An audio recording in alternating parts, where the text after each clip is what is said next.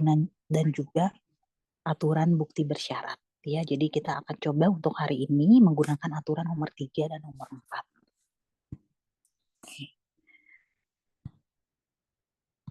Nah, ini ada beberapa soal latihan yang bisa kalian coba juga gitu ya.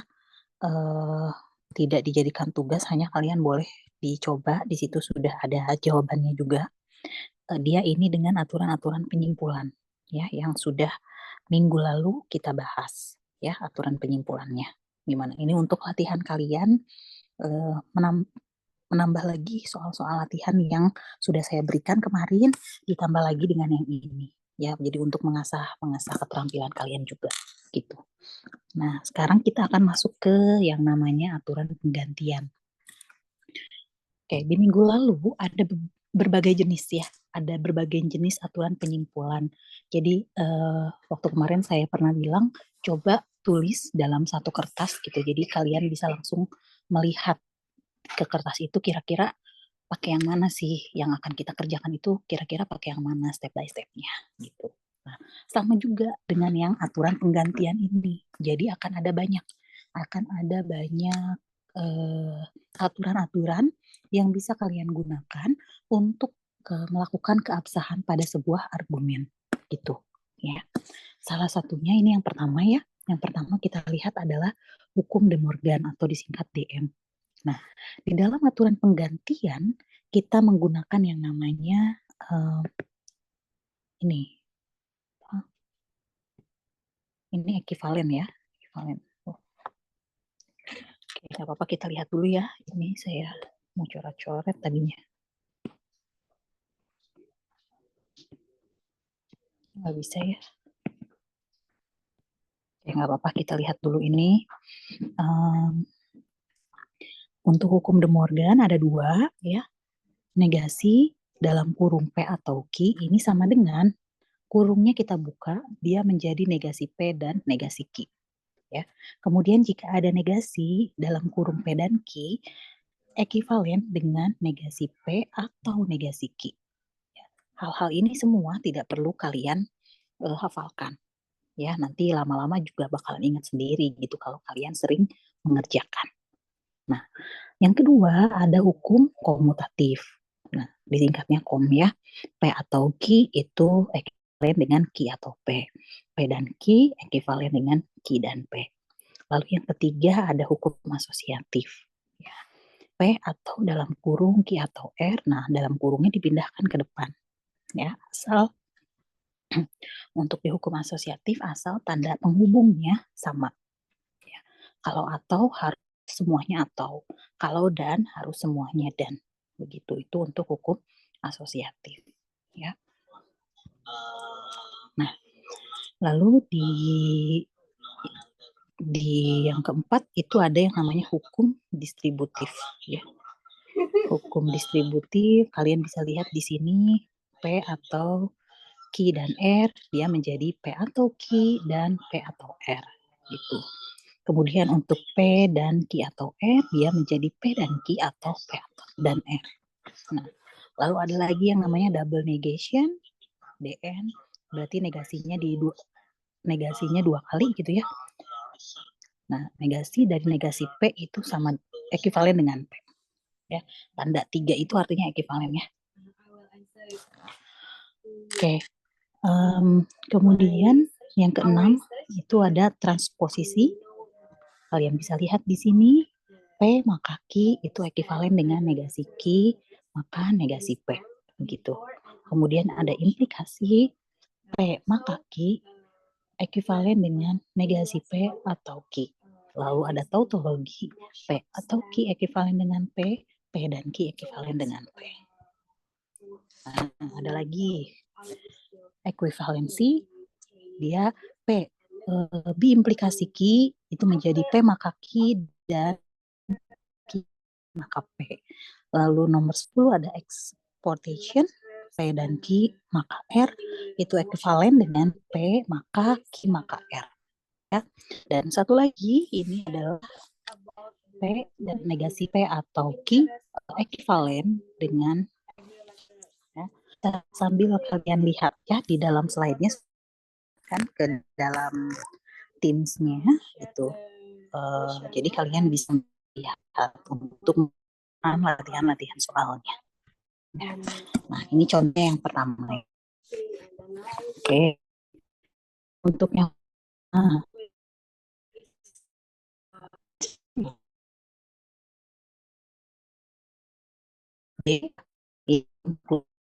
maka S. Ya, kita bisa melakukan hal-hal ini. Tuh, lihat ya. Yang pertama itu nomor 3 itu kita dari nomor 1 kita menggunakan trans ya. Trans itu apa sih? Coba lihat nih. Yang trans mana ya? Nih transposisi. Tuh. Jadi negasi-negasi. Dia menjadi negasi. Lalu 3 dari 3 dan 2 ya, hukum silogisme ya, itu HS tuh jadinya negasi N maka S. Nah, lalu selanjutnya nomor 4 kita gunakan im itu apa ya, coba lihat. Nah, implikasi gitu ya, implikasi. Lalu satu lagi dia menggunakan DN ya. DN itu double negation. Ya, jadi memang kalian bisa mencampurkan antara yang hari ini kita tahu dengan yang minggu lalu. Ya, jadi itu boleh digabungkan kayak gini nih. Kayak di nomor 4. Ya. Kayak di nomor 4 dia menggabungkan dengan silogisme. Silogisme itu adalah hal-hal yang kita pelajari di minggu lalu. Itu ya. Oke, silahkan ada yang mau bertanya sampai sini? Or maybe in another faculty, maybe technique faculty. Okay. You are lecturer? Yes. Yes. Masih cek, Pak. Oh, masih cek. Baru masuk, Pak. Your friend. Yes. I come from music education. Oh. Okay. And then I suggest for you. Okay. You agree? I suggest for you. Suggest apa, Pak? Oh, boleh. Yes. Iya, boleh, Pak. Okay. You stop sharing. Oh, oke. Okay. Ini suara saya masih terdengar kan? Masih, Ibu. Oke, berarti aman ya, belum ada yang bertanya ya. Nah, ini nanti kalian bisa lihat, bisa pelajari sendiri mengenai cara pembuktian keabsahan argumen ini ya. Nah, sekarang saya akan mencoba menerangkan mengenai aturan bukti bersyarat. Yang ini yang agak-agak berbeda dengan yang sebelumnya. Ya, kalau misalkan aturan penyimpulan kalian sudah bisa, pasti aturan penggantian juga bisa. Nah, ini agak-agak ada cara tersendiri ya untuk aturan bukti bersyarat. I read your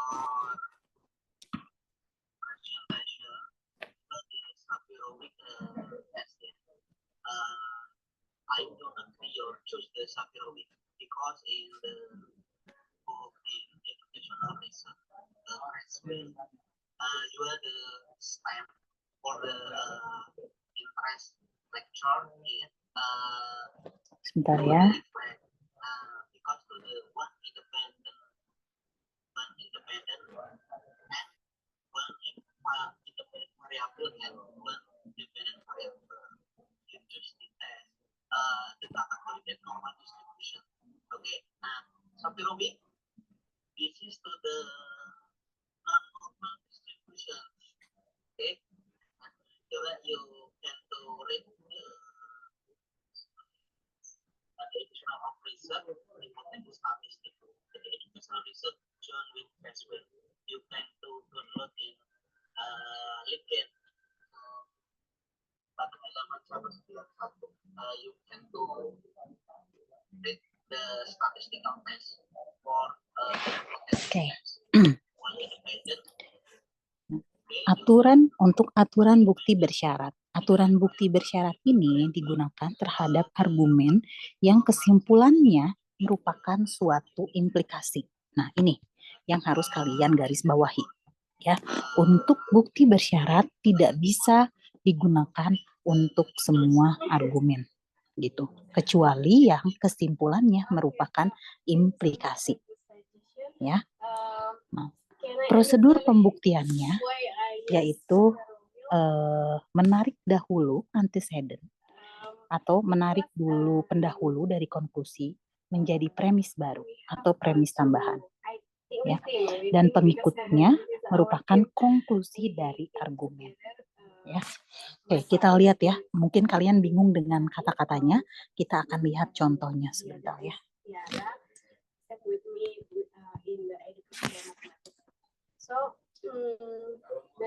Sebentar, kita ke saya stop share-nya dulu. Based on our discussion, we think that our variable to variable for any test, for pre-test and post-test, that is. Nah, ini kita bukti bersyarat ya, argumen bukti bersyarat gitu, atau inconditional proof ya. Nah,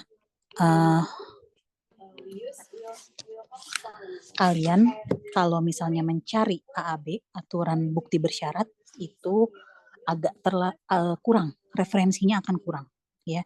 Di YouTube pun contohnya gitu-gitu aja gitu, jadi tidak ada yang menarik gitu ya. Tapi ketika kalian mencari inconditional proof gitu ya dalam bahasa Inggris gitu, itu akan lebih banyak keluar referensinya untuk yang inconditional proof gitu. Ya. Nah, kita ambil contohnya ya. A atau B, maka C dan D. E2, D atau E, maka F. Kemudian kesimpulannya adalah A atau F. Nah, syarat pertama untuk inconditional proof itu konklusinya harus implikasi ya. Ini yang pertama syaratnya, dia konklusi harus implikasi ya. Nah, jadi ketika menemukan konklusinya implikasi, kalian boleh menggunakan inconditional proof gitu. Tapi ketika konklusinya tidak implikasi, silahkan gunakan pembuktian yang lain ya, yang pernah kita bahas sebelum-sebelumnya. Begitu ya. Oke, lalu bagaimana caranya? Nah, caranya di sini agak berbeda sedikit ya. Caranya yaitu premis di dalam konklusi, pendahuluan di dalam konklusi, pendahuluan tuh ini awalnya kita jadikan premis ketiga. Ya. Maka dia premis ketiga saya ambil A. Ini adalah sebuah asumsi. Ya. Jadi kita akan selalu ambil A, pendahuluan di dalam konklusinya. Ya. P3 ini adalah asumsi. Nah, lalu setelah itu apa yang akan kita tuju? Yang akan kita tuju adalah F-nya. Begitu. Jadi ini semua nanti diproses, kalian harus menuju mana? Harus menuju F. Gitu. Bagaimana caranya agar menuju F? Gitu. Ya. Nah, jadi yang pertama kita bisa melakukan adisi A atau B. Ya. Dari 3 ini adalah adisi. Oke. Kemudian yang kelima C dan D. Ya. C dan D didapatkan dari mana?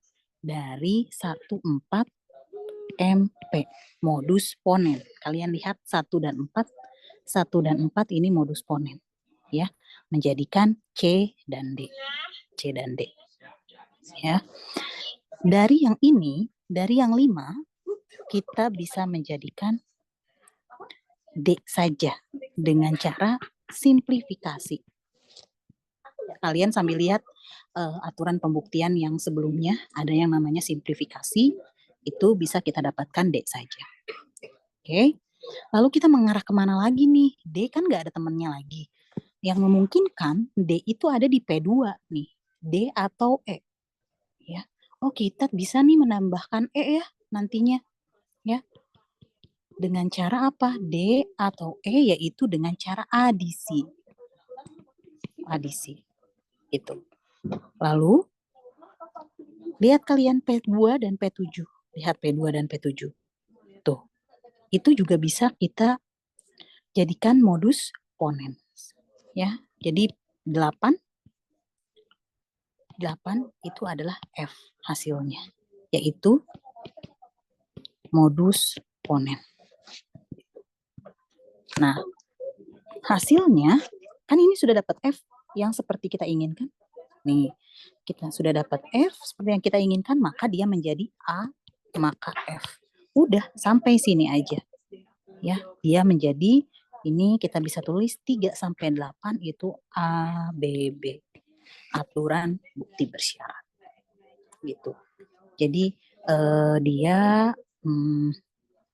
dari sini akan menuju ke sini. Ya. Oke, silahkan kalau ada yang mau ditanyakan. Kalau ada yang masih belum paham, silahkan tanyakan.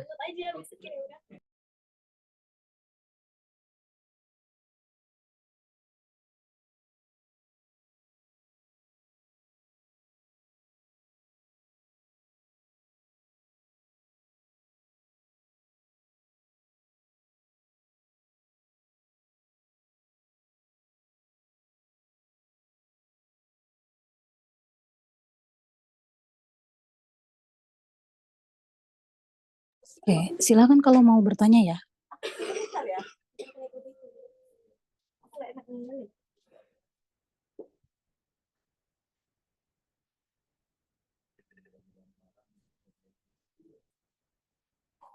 Oke, kalau misalkan tidak ada yang bertanya, berarti saya anggap kalian paham ya. Bentar.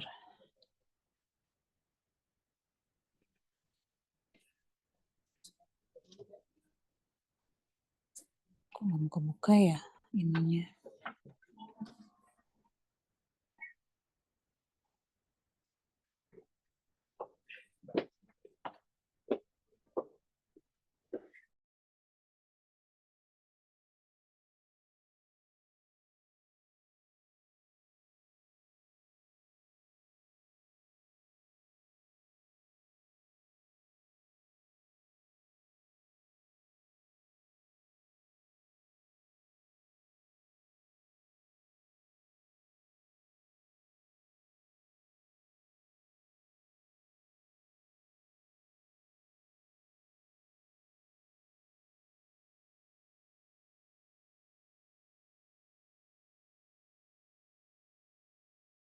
Ibu maaf, saya boleh izin bertanya nggak Ibu? Ya, boleh, silakan. Sebenarnya saya ingin bertanya mengenai aturan di permisnya itu. Jadi semisalkan kita mau gabungin 3 permis itu boleh atau tidak Ibu? Boleh aja kalau misalkan ada yang memenuhi. Berarti kan misalkan di permis A, di permis 1 itu ada A atau E. Nah terus di permis 2 itu ada A implikasi C. Nah terus di permis 3 tuh E implikasi D. Nah itu saya gabungin dengan cara CD kan dia bisa P dan Q terus di bawah Sebentar, P sebentar, sebentar, atau sebentar. Bisa nulis nggak di sini? Kamu? eh, sebenarnya ada di soal ibu yang di penggantian itu. Saya lupa lagi nggak bawa ininya, bukunya. Coba sebutkan aja A satu-satunya. yang A atau E, Terus A implikasi C, P2 ya. ya. A implikasi C, Terus kemudian yang ketiga E P3, implikasi D, implikasi D, kemudian ya. Kesimpulannya C atau D. C atau D. Ya, lalu pertanyaannya. Itu saya coba pakai CD tapi yang konstruktif dilema itu, tapi Hmm. saya gabungin dari 3 premis itu, Ibu. Boleh atau tidak, Ibu? eh Boleh aja sih, sebetulnya boleh saja. Boleh aja, jadi nggak masalah digabungin dari situ. Berarti kalau misal saya gabungin P2 dan P3, terus di bawahnya itu P1 baru dapat kesimpulannya itu berarti boleh ya, Bu? Oh, boleh. Iya, iya, boleh. Boleh kayak Oh, gitu. iya. Oke. Oke, Oke, ada Ibu, lagi terima yang mau kasih. bertanya? Oke.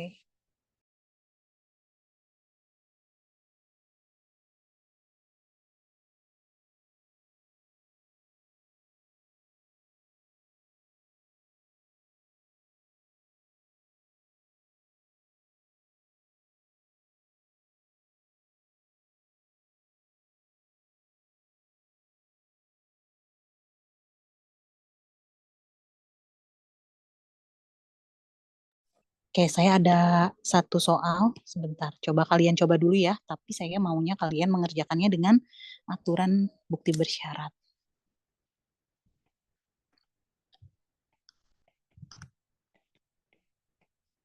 Ini yang ke satu, yang kedua, oke. Kemudian yang ketiga, negasi S, negasi Q. Kemudian yang keempat, ini konklusi. Konklusinya S maka T maka U. Nah, ini coba dulu ya, karena dia di konklusinya dia pakai implikasi, maka bisa gunakan additional proof ya. Gunakan bersyarat. Oke, silakan.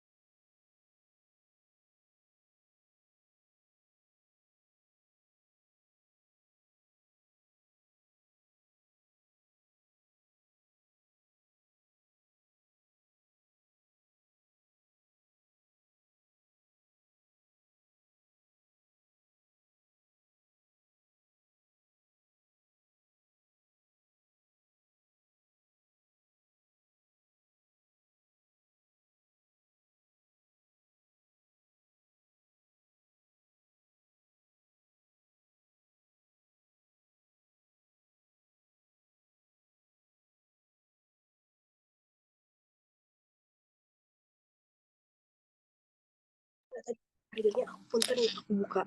Terus karena udah mulai.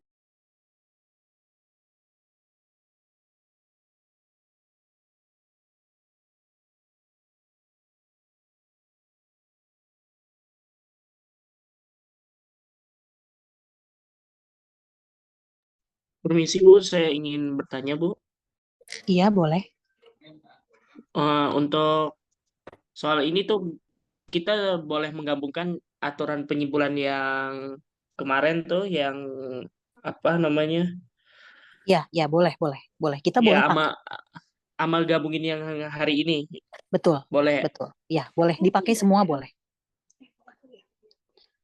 Ya, silakan dipakai. Jadi aturan bukti bersyarat itu hanya ada syaratnya itu yang harus implikasi dan dia harus mulai dari sini. Sorry. Nih, dia mulai dari ini. Gitu, dari konklusi bukti bersyarat. Nah, selanjutnya boleh kalian gunakan aturan-aturan yang minggu lalu ataupun yang tadi, yang ekuivalen. Ya.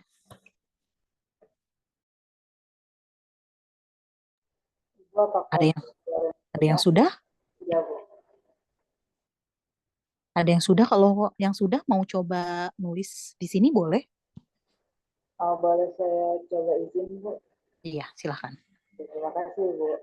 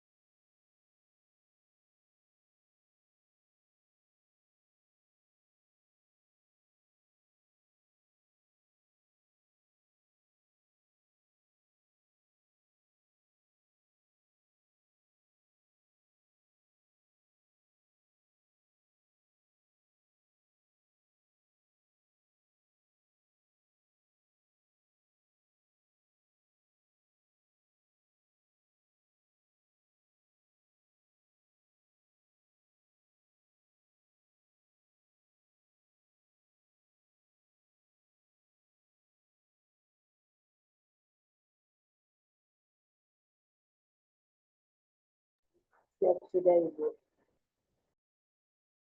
Bentar, kita lihat ya. Dari S, kemudian negasi Ki itu dari P3 dan P4. P3 dan P4. Oke, bisa ya. Ini juga saya sambil harus lihat juga nih, karena Saya juga lupa-lupa lagi. Ya. Oke, bisa. Terus kemudian P2 dan P5 pakai P2 ini, P5 ini.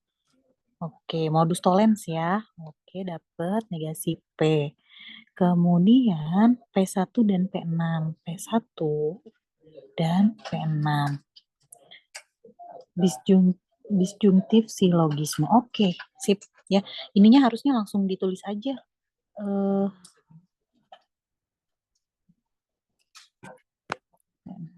Oh iya boleh deh, boleh kayak gini. Oke, bisa kayak gini.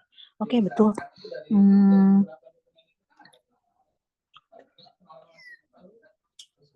Jadi terkadang kalian dalam satu pembuktian gini bisa beda-beda caranya, ya. Yang saya kerjakan nggak kayak gini, jadi bisa beda-beda, tapi hasil akhirnya akan menuju ke yang sama, gitu, ya. Oke. Ntar kita coba lagi ya.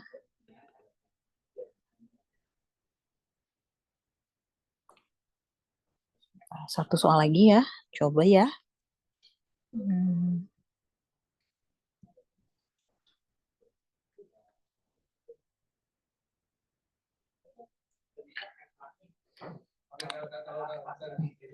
Satu lagi, P1-nya adalah A, maka B dan C, kemudian P2-nya B atau D. B atau D, maka gitu ya. Kemudian P, ini konklusinya adalah A, maka E. Oke, dicoba satu lagi ya untuk menggunakan ABB. Ya.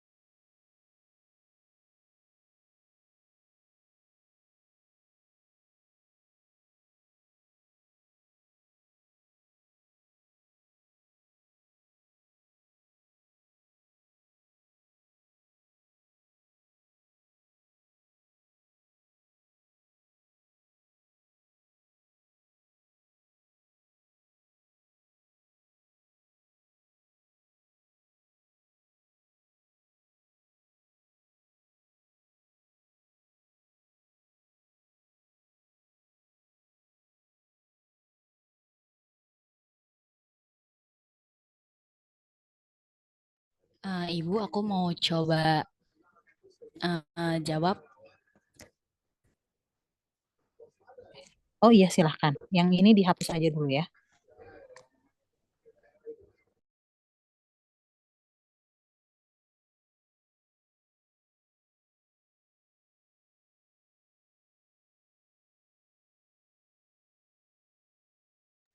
Ibu nggak ngerti cara hapusnya.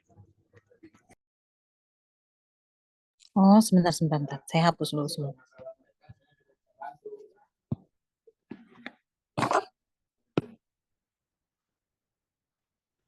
Nah, oke, silahkan.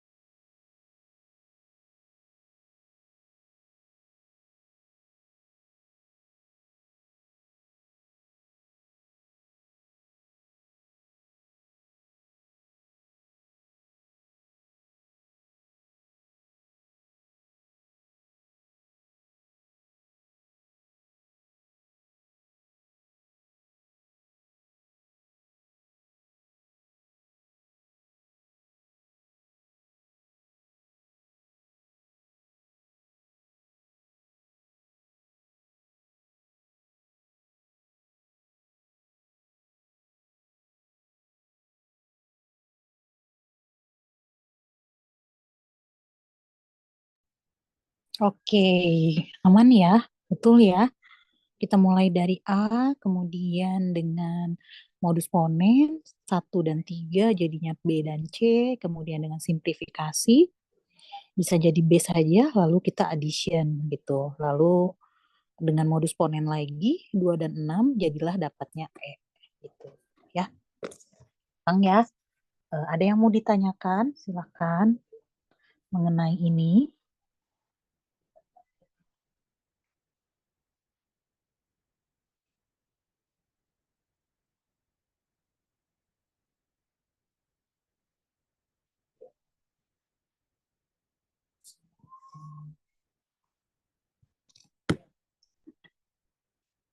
Oke, silakan di screenshot dulu.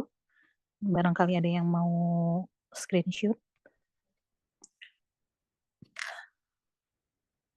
Oke, sudah ya. Oke, kita lihat lagi materinya sedikit lagi.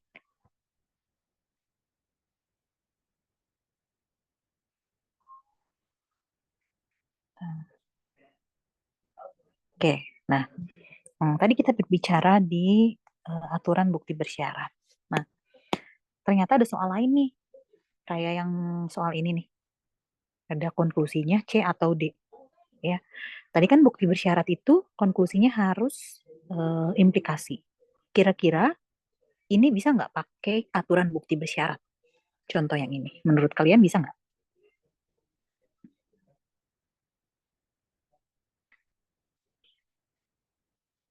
Ayo, gimana? Bisa nggak? Jawab aja. Bisa, Bu? Nggak, Bu? Kalau Nggak bisa. konklusinya diubah bisa kali, Bu, mungkin. Nah, itu dia. Betul ya. Kita coba ubah dulu konklusinya. Kita ubah konklusinya nih. Ada di sini ya. Tuh. Menggunakan yang implikasi. Ya, jadi kita bisa, kalau misalkan diminta, di dalam soalnya diminta menggunakan aturan bukti bersyarat, kita bisa ubah konklusinya menjadi bentuk implikasi. Begitu. Ya. Jadi untuk kasus ini, dia bisa menggunakan aturan bukti bersyarat asalkan konklusinya kita ubah dahulu. Ya, ini juga sama ya. Nah, oke. Oke. Ya. Oke, paham ya sampai sini ya. Kayaknya masih masih mudah materinya, hanya memang perlu kalian mencoba beberapa kali latihan aja gitu ya, agar lebih terbiasa. Ya. Nah, di sini ada soal-soal latihan, boleh coba kalian kerjakan. Tidak dikumpulkan, tapi saya harapkan tetap dikerjakan ya di slide halaman 24, 25 gitu ya, 26, 27, 28. Oke. Jadi nanti untuk apa namanya? Untuk melatih kalian ya, untuk melatih kalian. Kalau misalnya sudah sering latihan, itu biasanya langsung tahu, oh ini pakai yang ini gitu, oh ini pakai adisi, oh ini pakai simplifikasi, dan yang lain sebagainya. Gitu. Oke, silakan terakhir ada yang mau bertanya?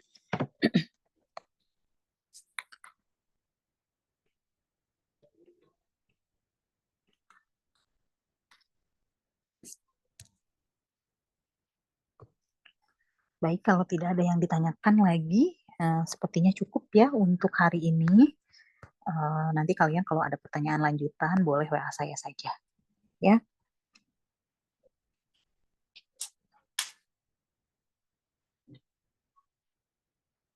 Mana ya? Saya mau stop share. Nah, nanti kita lanjutkan kembali. Di minggu depan kita akan membahas mengenai bukti yang tidak bersyarat ya, conditional proof gitu. Di pertemuan kelima ya. Kalau tadi inconditional proof, nanti di pertemuan kelima itu ada conditional proof ya. Oke, kalau begitu saya tutup saja untuk perkuliahan hari ini. Assalamualaikum warahmatullahi wabarakatuh. Waalaikumsalam Waalaikumsalam warahmatullahi warahmatullahi wabarakatuh. Terima kasih, Bu. wabarakatuh. Ya, Terima terima kasih, kasih Bu. yang sudah hadir. Terima kasih, Bu.